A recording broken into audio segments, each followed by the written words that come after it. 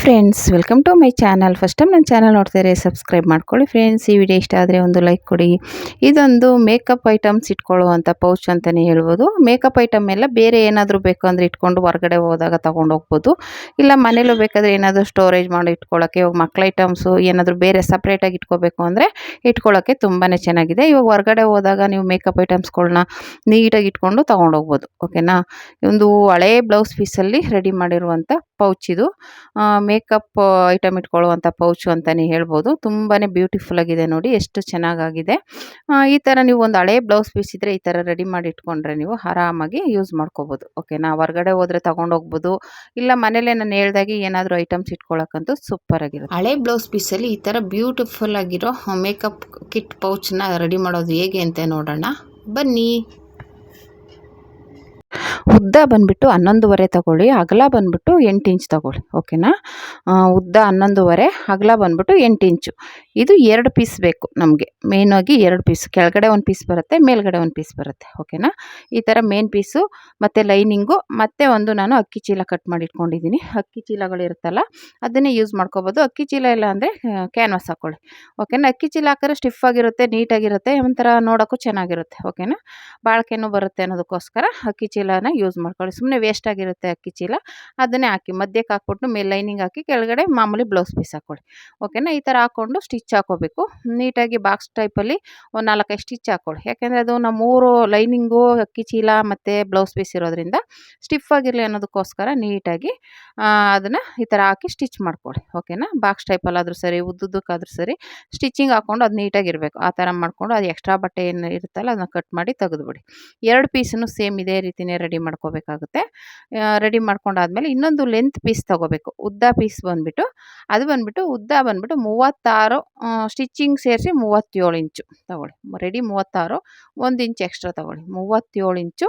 ಮತ್ತು ಅಗಲ ಬಂದುಬಿಟ್ಟು 8 ಇಂಚ್ ತೊಗೊಳ್ಳಿ. ಓಕೆನಾ. ಅದಕ್ಕೂ ಅಷ್ಟೇ ಲೈನಿಂಗು ಮತ್ತು ಅಕ್ಕಿ ಚೀಲ ಮತ್ತು ಬ್ಲೌಸ್ ಪೀಸ್ 3 ಈ ರೀತಿ ಸ್ಟಿಚ್ ಮಾಡ್ಕೊಂಡು, ಇದನ್ನು ಅಷ್ಟೇ ಬಾಕ್ಸ್ ಥರ ಉದ್ದುದಕ್ಕೆ ಇಲ್ಲ ಅಡ್ಡಡ್ಡವಾಗಿ ಸ್ಟಿಚ್ಗಳು ಹಾಕ್ಕೊಳ್ಳಿ. ಅವಾಗೇನಾಗುತ್ತೆ, ಸ್ಟಿಫ್ ಆಗಿರುತ್ತೆ, 3 ಪೀಸನ್ನು ಒಟ್ಟಿಗೆ ಇರುತ್ತೆ. ಈ ಥರ ಸ್ಟಿಚ್ ಮಾಡ್ಕೊಂಡಾದ್ಮೇಲೆ ಇದರಲ್ಲಿ 10 ಇಂಚಿಗೆ ನಾವು ಒಂದು 10 ಇಂಚು ಮಾರ್ಕ್ ಮಾಡಿಕೊಂಡು ಆ ಪೀಸನ್ನು ಕಟ್ ಮಾಡ್ಕೊಂಬಿಡ್ಬೇಕು. 37 ಇಂಚು ಕಟ್ ಮಾಡ್ಕೊಂಡು ಇದೆಯಲ್ಲ ಸ್ಟಿಚ್ ಮಾಡ್ತಾ ಇದ್ದೀವಲ್ಲ, 37 ಇಂಚು, ಅಗಲ ಬಂದ್ಬಿಟ್ಟು 8 ಇಂಚು. ಅದರಲ್ಲಿ 10 ಇಂಚಿಗೆ ಕಟ್ ಮಾಡ್ಕೊಬಿಡಿ. ಒಂದು ಪೀಸ್ನ 10 ಇಂಚಿಗೆ ಮಾರ್ಕ್ ಮಾಡಿ ಅದನ್ನು ಕಟ್ ಮಾಡಿ ತೆಗೆದುಬಿಡ್ಬೇಕು. ಆಮೇಲೆ ತೆಗೆದಾದ್ಮೇಲೆ 1 ಇಂಚಿಗೆ ಮಾರ್ಕ್ 1.5 ಇಂಚಿಗೆ ಮಾರ್ಕ್ ಮಾಡ್ಕೊಳ್ಳಿ. ಅಲ್ಲಿ ಜಿಪ್ ಹಾಕೊಳ್ಳೋದಕ್ಕೆ ರೆಡಿ ಮಾಡ್ಕೋಬೇಕು. ಜಿಪ್ ಹಾಕೊಳ್ಳೋಕೆ ಮುಂಚೆ ಫಸ್ಟ್ಗೆ ನಾವು 10 ಇಂಚಿಗೆ ಅದನ್ನ ಕಟ್ ಮಾಡ್ಕೊಂಬಿಡಿ. 10 ಇಂಚಿಗೆ ಮಾರ್ಕ್ ಮಾಡಿ ಕಟ್ ಮಾಡಿ ತೆಗೆದಿಟ್ಕೊಂಡು ಆಮೇಲೆ ಜಿಪ್ ಹಾಕ್ಕೊಳ್ಳಿ. ಜಿಪ್ ಹಾಕ್ಕೊಂಡಾದ್ಮೇಲೆ ಮಾಮೂಲಿ ಅದಕ್ಕೆ ಎಷ್ಟು ಬೇಕೋ ಅದಕ್ಕಿಂತ ಒಂದು ಅರ್ಧ ಇಂಚು 1 ಇಂಚು ಜಾಸ್ತಿ ತೊಗೊಳ್ಳಿ. ಈ ಥರ ಸ್ಟಿಚ್ ಮಾಡ್ಕೊಳ್ಳಿ. ಫಸ್ಟು ಸೀದಾ ಇಟ್ಕೊಂಡು ಉಲ್ಟಾ ಹಿಂಗೆ ತಿರುಗಿಸ್ಕೊಂಡು ಜಿಪ್ನ ಹಾಕ್ಕೊಳ್ಳಿ. ಮತ್ತು ಈ ಥರ ಸ್ಟಿಚ್ ಮಾಡಿಕೊಂಡು ಪಾಯಿಂಟ್ ಹೊಲಿಗೆ ಹಾಕ್ಕೊಂಡು ಮತ್ತು ಈ ಕಡೆ ಪೀಸನ್ನು ಸ್ಟಿಚ್ ಮಾಡಿಕೊಂಡು ರನ್ನರ್ ಹಾಕ್ಕೊಂಬಿಡಿ. ರನ್ನರ್ ಹಾಕ್ಕೊಂಡಾದ್ಮೇಲೆ ನೀಟಾಗಿ ಇದು ರೆಡಿ ಆಗುತ್ತೆ. ಇವಾಗ ಇದು ಆಲ್ರೆಡಿ ನಾವೇನು ಕಟ್ ಮಾಡಿ ಇಟ್ಕೊಂಡಿದ್ದೀವಲ್ಲ, ರನ್ನರ್ ಹಾಕಿದ್ಮೇಲೆ ಅದನ್ನು ಜಾಯಿಂಟ್ ಮಾಡ್ಕೋಬೇಕು. ಓಕೆನಾ. ಇವಾಗ ಈ ರೀತಿ ರನ್ನರ್ ಹಾಕ್ಬಿಟ್ಟು ನೀಟಾಗಿ ಇದನ್ನು ಜಾಯಿಂಟ್ ಮಾಡ್ಕೊಳ್ಳಿ. ಇದು ಜಾಯಿಂಟ್ ಮಾಡ್ಕೊಂಡಾದ್ಮೇಲೆ ಇದನ್ನು ಸೈಡ್ಗೆ ಇಟ್ಕೊಳ್ಳೋಣ. ಇವಾಗ ಇನ್ನೊಂದು 2 ಪೀಸ್ ಇತ್ತಲ್ಲ, ನಾವು ಆಲ್ರೆಡಿ ಸ್ಟಿಚ್ ಮಾಡಿ ಇಟ್ಕೊಂಡಿದ್ದೀವಲ್ಲ, ಅದಕ್ಕೆ ಪಾಕೆಟ್ ರೆಡಿ ಮಾಡ್ಕೊತಾ ಇದ್ದೀನಿ. ಮಾಮೂಲಿ 1 ಇಂಚಿಗೆ ಕಟ್ ಮಾಡಿ ಅಲ್ಲಿಗೆ ಜಿಪ್ ಹಾಕ್ಬಿಟ್ಟು ಮತ್ತೆ ಹಾಗೆ ಅಟ್ಯಾಚ್ ಮಾಡಿ ಅದನ್ನು ಆ ಪಾಕೆಟ್ ಮೇಲ್ಗಡೆ 2 ಪೀಸ್ ಸ್ಟಿಚ್ ಮಾಡ್ಕೊಂಡ್ವಲ್ಲ, ಅದಕ್ಕೆ 1 ಪೀಸ್ಗೆ ಇದನ್ನು ಇಟ್ಟು ಸ್ಟಿಚ್ ಮಾಡ್ಕೋಬೇಕು. ಅಷ್ಟೇನೇ ಇದು. ಇದನ್ನು ಆ ಪಾಕೆಟ್ಗೆ ಇಟ್ಟು ಸ್ಟಿಚ್ ಮಾಡ್ಕೊಳ್ಳಿ. ಒಂದಕ್ಕೆ ಹಾಕ್ಕೊಂಡು ಸ್ಟಿಚ್ ಮಾಡ್ಕೊಂಡ್ರೆ ಸಾಕು, ನೀಟಾಗಿ ಬರುತ್ತೆ. ಇವಾಗ ಇದನ್ನು ಸ್ಟಿಚ್ ಮಾಡ್ಕೊಂಡಾದ್ಮೇಲೆ ಕೆಳಗಡೆ ಪೀಸು, ಇದು ಮೇಲ್ಗಡೆ ಪೀಸು. ಮೇಲ್ಗಡೆಗೆ ಪಾಕೆಟ್ ಬರೋ ಥರ ಮಾಡ್ಕೊಳ್ಳಿ. ಕೆಳಗಡೆಗೇನು ಬೇಡ. ಮೇಲ್ಗಡೆ ಬಂದರೆ ನಾವು ಪಾಕೆಟೆಲ್ಲ ಇಟ್ಕೊಳ್ಳೋಕೆ ಓಪನ್ ಮಾಡೋಕ್ಕೆ ಚೆನ್ನಾಗಿರುತ್ತೆ. ಓಕೆನಾ. ಅದು ಕೆಳಗಡೆಗೆ ಬರ್ದಿದ್ದಂಗೆ ಮೇಲ್ಗಡೆಗೆ ಮಾತ್ರ ಪಾಕೆಟ್ ಬರೋ ಥರ ನೋಡ್ಕೊಳ್ಳಿ. ಓಕೆನಾ. ಈ ರೀತಿ ಸುತ್ತ ಸ್ಟಿಚಿಂಗ್ ಹಾಕೊಂಡಾದ್ಮೇಲೆ ಇದು ಪಾಕೆಟು ರೆಡಿ ಆಯಿತು. ಆಮೇಲೆ ಅದಕ್ಕೆ ಟ್ಯಾಗ್ ಹಾಕ್ಕೋಬೇಕು. ಮೇಲ್ಗಡೆ ಇಡಿ ಅಂತಾರಲ್ಲ, ಇಟ್ಕೊಳ್ಳೋಕೆ ಬೇಕಲ್ವ, ಅದಕ್ಕೋಸ್ಕರ ಒಂದು ಟ್ಯಾಗ್ ರೆಡಿ ಮಾಡ್ಕೋಬೇಕು. ಮತ್ತು ಈ ಥರ ಒಂಚೂರು ಕ್ರಾಸಾಗಿ ಕಟ್ ಮಾಡ್ಕೋಬೇಕು. ಒಂದು ಅರ್ಧ ಇಂಚಿಗೆ ಸುತ್ತ ರೌಂಡ್ ಶೇಪ್ ಬರೋದಕ್ಕೋಸ್ಕರ ಅರ್ಧ ಇಂಚಿಗೆ ಕಟ್ ಮಾಡ್ಕೋಬೇಕಾಗುತ್ತೆ. 2 ಪೀಸನ್ನು ನೀಟಾಗಿ ಆ ಥರ ಕ್ರಾಸಾಗಿ ಒಂದು ಅರ್ಧ ಇಂಚಿಗೆ ಕಟ್ ಮಾಡ್ಕೊಳ್ಳಿ. ಈಗ ಅದು ಮೇನ್ ಪೀಸ್ ಜಿಪ್ ಹಾಕ್ಕೊಂಡವಲ್ಲ ದೊಡ್ಡದು, 36 ಇಂಚ್ ತೊಗೊಂಡವಲ್ಲ, 37 ಇಂಚು, ಅದನ್ನು ಈ ರೀತಿ ಅಳತೆ ಮಾಡ್ಕೊಳ್ಳಿ. ಅದು ಸ್ವಲ್ಪ ಜಾಸ್ತಿ ಬಂದರೆ ಅಲ್ಲಿ ನೋಡ್ಕೊಂಡು ಮಾರ್ಕ್ ಮಾಡಿಕೊಂಡು ಸ್ಟಿಚ್ ಮಾಡ್ಕೊಳ್ಳಿ. ಕಮ್ಮಿ ಏನಾದರೂ ಬಂತಪ್ಪ ಅಂದರೆ ಜಾಯಿಂಟ್ ಮಾಡ್ಕೊಳ್ಳಿ. ಓಕೆನಾ. ಅದು ಯಾಕೆಂದರೆ ನಾವು ಸ್ಟಿಚಿಂಗ್ ಮಾಡೋವಾಗ ಒಂದು ಅರ್ಧ ಇಂಚು ಆ ಕಡೆ ಈ ಕಡೆ ಆಗ್ಬೋದು. ನಾವು ಕಟಿಂಗ್ ಮಾಡೋದ್ರಲ್ಲಿ ನೋಡ್ಕೊಳ್ಳಿ. ಒಂದು ಸಲ ಈ ಥರ ಮೆಜರ್ಮೆಂಟ್ ನೋಡಿಕೊಂಡು ಅದ್ರಲ್ಲಿ ಕರೆಕ್ಟಾಗಿದ್ದರೆ ಸರಿ. ಏನಾದರೂ ಕಮ್ಮಿ ಬಂತು ಅಂದರೆ ಜಾಯಿಂಟ್ ಮಾಡ್ಕೊಳ್ಳಿ. ಜಾಸ್ತಿ ಬಂತು ಅಂದರೆ ಎಕ್ಸ್ಟ್ರಾ ಪೀಸ್ ಮಾರ್ಕ್ ಮಾಡಿಕೊಂಡು ಎರಡನ್ನೂ ಜಾಯಿಂಟ್ ಮಾಡ್ಕೋಬೇಕು. ಓಕೆನಾ? ನಾವು ಇವಾಗ ಅಳತೆ ಮಾಡ್ಕೊಂಬಿಟ್ರೆ ನಾವು ಸುತ್ತ ಜಾಯಿಂಟ್ ಮಾಡಿದಾಗ ಕಷ್ಟ ಆಗಲ್ಲ. ಎಕ್ಸ್ಟ್ರಾ ಬಂದರೆ ಕಷ್ಟ ನೋಡಿ ಈ ಥರ ಫುಲ್ಲು ಜಾಯಿಂಟ್ ಮಾಡ್ಕೊಂಬಿಡೋದು. ಅದರ ಅಳತೆ ನೋಡಿಕೊಂಡು ಕರೆಕ್ಟಾಗಿ ಇಟ್ಕೊಂಡು ಈ ಥರ ಜಾಯಿಂಟ್ ಮಾಡ್ಕೊಂಬಿಟ್ರೆ ನಾವಿವಾಗ ಅದನ್ನು ಜಾಯಿಂಟ್ ಮಾಡಿದಾಗ ನೀಟಾಗಿ ಬರುತ್ತೆ. ಹೆಚ್ಚಿಗೆ ಬಟ್ಟೆನೂ ಬರಲ್ಲ, ಕಡಿಮೆ ಬಟ್ಟೆನೂ ಬರಲ್ಲ. ಇವಾಗ ನಾವು ಅಳತೆ ಮಾಡ್ಕೊಂಡಿರ್ತೀವಿ, ಕಮ್ಮಿ ಇದ್ದರೆ ಜಾಯಿಂಟ್ ಮಾಡ್ಕೋತೀವಿ, ಕೈ ಜಾಸ್ತಿ ಇದ್ದರೆ ಕಟ್ ಮಾಡಿಬಿಟ್ಟು ಜಾಯಿಂಟ್ ಮಾಡಿರ್ತೀವಿ. ಹಂಗಾಗಿ ಅಲ್ಲಿ ಏನೂ ತೊಂದರೆ ಆಗಲ್ಲ. ಓಕೆನಾ? ಈ ಥರ ಸ್ಟಿಚ್ ಮಾಡಿ ಪಾಯಿಂಟ್ ಹೊಲಿಗೆ ಹಾಕೊಂಡಾದ್ಮೇಲೆ ಈಗ ನಾವು ಕಟ್ ಮಾಡಿ ಜಾಯಿಂಟ್ ಮಾಡಿದ್ವಲ್ಲ 10 ಇಂಚಿಗೆ ಅಲ್ಲಿ ಮಧ್ಯದಲ್ಲಿ ನ್ಯಾಚ್ ಹಾಕ್ಕೊಳ್ಳಿ. ಅದಕ್ಕೆ ಮಧ್ಯದಲ್ಲಿ ನಾನಿಲ್ಲಿ ತೋರಿಸ್ತಾ ಇದ್ದೀನಲ್ಲ ಆ ಥರ ಮಧ್ಯದಲ್ಲಿ ನ್ಯಾಚ್ ಹಾಕ್ಕೊಂಡು ನೀವು ಅಲ್ಲಿಂದನೇ ಜಾಯಿಂಟ್ ಮಾಡ್ಕೋಬೇಕಾಗುತ್ತೆ. 2 ಪೀಸ್ ಇರುತ್ತಲ್ಲ 2 ಪೀಸನ್ನು ಅದೇ ರೀತಿನೇ ಜಾಯಿಂಟ್ ಮಾಡ್ಕೋಬೇಕಾಗುತ್ತೆ. ಅದು ಮಧ್ಯದಲ್ಲಿ ಅದಕ್ಕೂ ಅಷ್ಟೇ ನ್ಯಾಚ್ ಹಾಕ್ಕೊಳ್ಳಿ. ಇದು ನಾನು ಟ್ಯಾಗು ಹೇಳಿದ್ನಲ್ಲ ಆಗಲೇ ಟ್ಯಾಗ್ ಹಾಕೋದು ಮರ್ತುಬಿಟ್ಟಿದ್ದೆ. ಇವಾಗ ಟ್ಯಾಗ್ ಹಾಕ್ಕೋತಾ ಇದ್ದೀನಿ. ಅದನ್ನು ಟ್ಯಾಗ್ನ ನೀವು ಫಸ್ಟೇ ಸ್ಟಿಚ್ ಹಾಕ್ಕೊಂಬಿಡಿ. ಓಕೆನಾ? ಮಾಮೂಲಿ ಅದಕ್ಕೇನಿಲ್ಲ 3 ಇಂಚ್ ಹಾಕ್ಕೊಂಡು ಡಬಲ್ ಫೋಲ್ಡ್ ಮಾಡ್ಕೊಳ್ಳಿ. ಒಳಗಡೆಗೆ ಬೇಕು ಅಂದರೆ ಲೈನಿಂಗು ಇಲ್ಲ ಅಕ್ಕಿ ಚೀಲದ ಇದ್ರೇ ಅದು ಪೀಸ್ನೇ ಕೊಟ್ಟು ಸ್ಟಿಚ್ ಮಾಡ್ಕೋಬೋದು. ತೊಂದರೆ ಏನಿಲ್ಲ. ನೀಟಾಗಿ ಅದು ಇಟ್ಕೊಳ್ಳಿ. ಅದಕ್ಕೆ ಮಧ್ಯದಲ್ಲಿ ಸ್ವಲ್ಪ ಲೂಸ್ ಕೊಡಿ. ನಾನು ಅದು ಏನಿದೆ ಪೀಸು ಅದಕ್ಕಿಂತ ಒಂದು 2 ಇಂಚ್ ಎಕ್ಸ್ಟ್ರಾ ತೊಗೊಂಡಿದ್ದೀನಿ.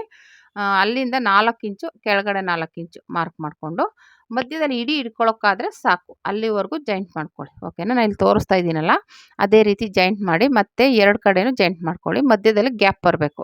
ಅದಾವುದು ನಾವು ಹಿಡ್ಕೊಳ್ಳೋದಕ್ಕೋಸ್ಕರ. ಓಕೆನಾ? ಇಡಿ. ಆವಾಗ ನೀಟಾಗಿರುತ್ತೆ. ಒಂದು ಸ್ವಲ್ಪ ಲೂಸ್ ಕೊಡಿ. ಅಲ್ಲಿ ಲೂಸ್ ಕೊಟ್ಬಿಟ್ಟು ಮಾಮೂಲಿ ಮತ್ತೆ ಅದನ್ನು ಹಾಗೆ ಜಾಯಿಂಟ್ ಮಾಡಿಬಿಡಿ. ಓಕೆನಾ? ನಾವು ಮಧ್ಯೆ ಮಾರ್ಕ್ ಮಾಡಿದ್ವಲ್ಲ ಅಲ್ಲಿಗೆ ಅದೇ ರೀತಿ ಜಾಯಿಂಟ್ ಮಾಡಿಕೊಂಡ್ರೆ ನಮಗೆ ಇಡಿ ರೆಡಿ ಆಗುತ್ತೆ. ಇದು ಪಾಕೆಟ್ ಹಾಕೋಕ್ಕೆ ಮುಂಚೆನೇ ಇಡಿ ಹಾಕೊಂಬಿಡಿ. ಆಮೇಲೆ ಪಾಕೆಟ್ ಹಾಕಿದ್ರೆ ನೀಟಾಗಿರುತ್ತೆ. ಓಕೆನಾ? ಇಲ್ಲಾಂದರೆ ಪಾಕೆಟನ್ನು ಜಾಯಿಂಟ್ ಆಗಿಬಿಡುತ್ತೆ. ಇದು ಇಡಿ ಹಾಕಿದಾಗ ಪಾಕೆಟ್ ಮೊದಲೇ ಹಾಕಿರ್ತೀವಲ್ಲ ಜಾಯಿಂಟ್ ಆಗಿಬಿಡುತ್ತೆ. ಅದಕ್ಕೆ ಪಾಕೆಟ್ನ ಆಮೇಲೆ ಹಾಕ್ಕೊಳ್ಳಿ. ಇಡಿ ಸ್ಟಿಚ್ ಆದಮೇಲೆ ಆಮೇಲೆ ಪಾಕೆಟ್ ಸ್ಟಿಚ್ ಮಾಡಿಕೊಂಡ್ರೆ ಸಾಕು. ಓಕೆನಾ? ಈ ರೀತಿ ರೆಡಿ ಆಯಿತು. ಈ ರೀತಿ ಸ್ಟಿಚಿಂಗ್ ಮಾಡಿಕೊಂಡು ನಾನು ಹೇಳ್ದಂಗೆ ಮಧ್ಯದಲ್ಲಿ ನ್ಯಾಚ್ ಹಾಕ್ಕೊಳ್ಳಿ. ಈ ರೀತಿ ಮಧ್ಯದಲ್ಲಿ ಕರೆಕ್ಟಾಗಿ ನ್ಯಾಚ್ ಹಾಕ್ಕೊಂಡು ನಾವು ಹಿಂದೆ ಜಾಯಿಂಟ್ ಮಾಡಿರ್ತೀವಲ್ಲ ಅಲ್ಲಿಂದ ತಗೊಳ್ಳಿ.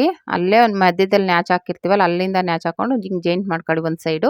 ಮತ್ತು ಇನ್ನೊಂದು ಸೈಡು ಸ್ಟಿಚ್ ಮಾಡ್ಕೊಳ್ಳಿ. ಆವಾಗ ಏನಾಗೋದು ಇಲ್ಲ ನೀವು ಪಿನ್ ಹಾಕ್ತೀನಿ ಅಂದರೆ ಪಿನ್ ಹಾಕ್ಕೋಬೋದು. ಇಲ್ಲ ಅಂದರೆ ನಾನು ಆ ಕಡೆ ಒಂದು ಸ್ಟಿಚ್ ಹಾಕಿದೆ ಮಧ್ಯಕ್ಕೆ ಮತ್ತು ಈ ಕಡೆಯಿಂದ ಸ್ಟಿಚ್ ಮಾಡ್ಕೊಂಡು ಹೋಗ್ತೀನಿ. ಆವಾಗ ಏನಾಗುತ್ತೆ ನಮ್ಮ ಮಧ್ಯ ಕರೆಕ್ಟಾಗಿರುತ್ತೆ 2 ಕಡೆನೂ. ನಾವು ಆ ಕಡೆಯಿಂದ ರೌಂಡ್ ಶೇಪ್ ಬಂದಾಗ ನೀಟಾಗಿ ಬರುತ್ತೆ. ನಮಗೆ ಹೆಚ್ಚು ಕಡಿಮೆ ಬರಲ್ಲ. ಆಮೇಲೆ ಅಲ್ಲಿ ಕ್ರಾಸಲ್ಲಿ ಸ್ವಲ್ಪ ನಿಧಾನಕ್ಕೆ ಸ್ಟಿಚ್ ಮಾಡಿ. ಯಾಕೆಂದರೆ ಎಂಥವ್ರಿಗಾದ್ರೂ ಸ್ವಲ್ಪ ಅದು ಕ್ರಾಸ್ ಇರೋದ್ರಿಂದ ಸ್ವಲ್ಪ ಎಳ್ಕೊಂಡಂಗೆ ಆಗುತ್ತೆ. ಹಂಗಾಗಿ ನಿಧಾನಕ್ಕೆ ಸ್ಟಿಚ್ ಮಾಡಿ. ತೊಂದರೆ ಏನಿಲ್ಲ.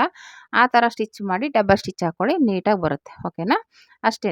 ತುಂಬಾ ಬ್ಯೂಟಿಫುಲ್ ಆಗಿರುತ್ತೆ ಈ ಪೌಚು. ನೀವು ಎಲ್ಲಾರು ಹೊರಗಡೆ ಹೋದರೆ ತೊಗೊಂಡೋಗ್ಬೋದು. ಇಲ್ಲ ಮನೇಲಿ ಏನಾದರೂ ಐಟಮ್ಸ್ನ ಸಪ್ರೇಟಾಗಿ ಇಟ್ಕೊಳ್ಳೋಕೆ ಚೆನ್ನಾಗಿರುತ್ತೆ. ಸುಮ್ಮನೆ ಅಲ್ಲಿ ಇಲ್ಲಿ ಬಿಸಾಕೋ ಬದಲು ಈ ಥರ ನೀಟಾಗಿ ಒಂದು ಕಡೆ ಸ್ಟೋರೇಜ್ ಮಾಡಿ ಇಟ್ಕೋಬೋದು. ಓಕೆನಾ? ಬೇಕಂದರೆ ಇದನ್ನು ನೀವು ಇನ್ನೂ ಚಿಕ್ಕದಾಗಿ ಸ್ಟಿಚ್ ಮಾಡ್ಕೋಬೋದು. ಇಲ್ಲ ಇನ್ನೂ ದೊಡ್ಡದಾಗಿ ಮಾಡ್ಕೋಬೇಕಂದ್ರೆ ಸ್ಟಿಚ್ ಮಾಡ್ಕೋಬೋದು. ಚೆನ್ನಾಗಿರುತ್ತೆ. ಓಕೆನಾ? ಇವಾಗ ಇದು ಒಂದು ಮೀಡಿಯಮಾಗಿ ಸ್ಟಿಚ್ ಮಾಡ್ತಾ ಇರೋದು ನಾನು. ನೀವು ಇನ್ನೂ ಚಿಕ್ಕದಾಗಿ ಬೇಕು ಅಂದರೆ ಚಿಕ್ಕದು ಮಾಡ್ಕೋಬೋದು. ದೊಡ್ಡದು ಬೇಕಂದರೆ ದೊಡ್ಡದು ಮಾಡ್ಕೋಬೋದು. ತೊಂದರೆ ಏನಿಲ್ಲ. ನಾವು ಏನು ಹೇಳಿರ್ತೀವಿ ಅದಕ್ಕೆ ಒಂದು 2 ಇಂಚು 3 ಇಂಚು ಆ ಥರ ಕಮ್ಮಿ ಮಾಡಿಕೊಂಡ್ರೆ ಚಿಕ್ಕದು ಬರುತ್ತೆ. ಓಕೆನಾ?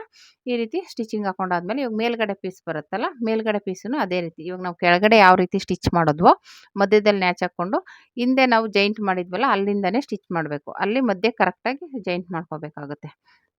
ಓಕೆನಾ? ಅದೊಂದು ನೋಡ್ಕೋಬೇಕು. ಯಾಕೆಂದರೆ ಆ ಕಡೆ ಈ ಕಡೆ ಜಾಯಿಂಟ್ ಮಾಡಿಬಿಟ್ರೆ ನಮಗೆ ಹೆಚ್ಚು ಕಮ್ಮಿ ಆಗುತ್ತೆ. ನಮಗೆ ಅದು ಜಾಯಿಂಟ್ ಮಾಡಿರೋದು ಏನಕ್ಕಪ್ಪ ಅಂದರೆ ಹಿಂಗೆ ಓಪನ್ ಮಾಡೋಕ್ಕೆ ಈಸಿ ಆಗಲಿ ಅಂತ ಅದು. ಕಟ್ ಮಾಡಿ ಜಾಯಿಂಟ್ ಮಾಡಿರೋದ್ರಿಂದ ನಮಗೆ ಅದು ಮೇಲ್ಗಡೆ ಹಿಂಗೆ ಓಪನ್ ತೆಗಿಯೋಕ್ಕೆ ಈಸಿ ಆಗುತ್ತೆ ಅನ್ನೋದಕ್ಕೋಸ್ಕರ ಅದು ಜಾಯಿಂಟ್ ಮಾಡಿರೋದು. ಹಂಗಾಗಿ ಅಲ್ಲಿಂದನೇ ನಾವು ಜಾಯಿಂಟ್ ಮಾಡ್ಕೋಬೇಕಾಗುತ್ತೆ. ಓಕೆನಾ? ಈ ರೀತಿ ಡಬಲ್ ಸ್ಟಿಚ್ ಹಾಕ್ಕೊಂಡು ರೆಡಿ ಆದಮೇಲೆ ಹೀಗೆ ನಾನು ಹೇಳ್ದಾಗೆ ಮೇಲ್ಗಡೆ ಪೀಸನ್ನು ಸೇಮ್ ಅದೇ ರೀತಿನೇ ಈ ಥರ ಮಧ್ಯದಲ್ಲಿ ನ್ಯಾಚ್ ಹಾಕ್ಕೊಂಬಿಡಿ. ಆವಾಗ ಈಸಿಯಾಗಿ ಆಗುತ್ತೆ. ಒಂದು ಕಡೆ ಫಸ್ಟ್ ಒಂದು ಸ್ಟಿಚ್ ಹಾಕ್ಕೊಂಡು ಇದು ಮಾಡ್ಕೊಳ್ಳಿ. ಇಲ್ಲಾಂದರೆ ನೀವು ಪಿನ್ ಹಾಕ್ಕೋತೀನಿ ಅಂದರೂ ಪಿನ್ ಹಾಕ್ಕೋಬೋದು. ತೊಂದರೆ ಏನಿಲ್ಲ. ಇಲ್ಲ ಸುತ್ತ ನೀವು ಅದನ್ನು ಅಡ್ಜಸ್ಟ್ ಮಾಡಿ ಪಿನ್ ಹಾಕ್ಕೊಂಬಿಟ್ಟು ಹಾಕ್ತೀವಿ ಅಂದರೂ ಹಾಕ್ಕೋಬೋದು. ಇಲ್ಲ ಕ್ಲಿಪ್ಪು ಬರುತ್ತೆ ಸಣ್ಣ ಸಣ್ಣ ಕ್ಲಿಪ್ಸು ಅದನ್ನ ಇಟ್ಕೊಂಡು ಬೇಕಂದರೆ ನೀವು ಸ್ಟಿಚ್ ಮಾಡ್ಕೋಬೋದು. ತೊಂದರೆ ಏನಿಲ್ಲ. ನಾವು ಇವಾಗ ಕರೆಕ್ಟಾಗಿ ಮೆಜರ್ಮೆಂಟ್ ಇದ್ದರೆ ಅದು ಹೆಚ್ಚು ಕಡಿಮೆ ಏನೂ ಆಗೋಲ್ಲ.